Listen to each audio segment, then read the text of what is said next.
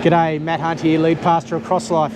As the truck goes by, I'm here at the Southport campus, which is our oldest campus of CrossLife, and the work that God has done here isn't just a work with this current generation. It's actually all those that have been part of Southport since it started back in 1949.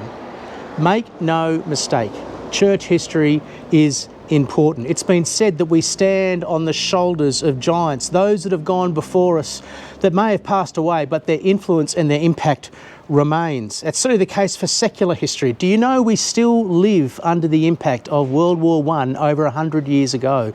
The war that was supposed to end all wars but never did impacted society for generations through the fathers that never returned, or those that did return with the horror of fighting in the trenches that so impacted them they really were very absent.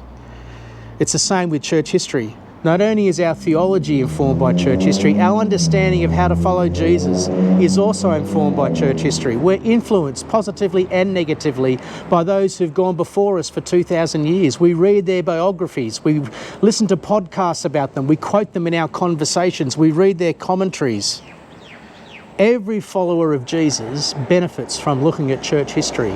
Mark Cortez, a Bible college lecturer from the US, had an excellent article called Church History is for Pastors, and his 4 reasons are the same why church history benefits every follower of Jesus.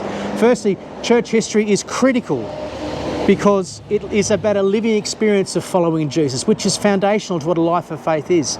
Secondly, it's cross-cultural as we listen to the people from other languages, times and cultures to speak to our time. Thirdly, church history is prophetic, as the successes and the failures of the generations before us speak to our time today, affirming or challenging us. And therefore, church history is wisdom, as we learn about how we could put into practice the things that could make our following of Jesus better in this time through learning from their experience. And I'd add a 5th one. Church history is profoundly humbling as we submit and learn from the God of all time that works through all time and all histories and all generations about the same gospel into this world, even today, through us. From February to May in 2026, we have the privilege of doing the Church History Unit of Morling College's Certificate of Theology. Church history, as I said, forms our theology and our Christian living. It'd be great to study it together, to learn from each other as we look at the lives and conclusions of those who've gone before us over the last 2,000 years. We start on February the 25th at our Helensvale campus at 7 o'clock. We'll go through until the early mid-May together. There'll be 2 Saturdays and Wednesday nights.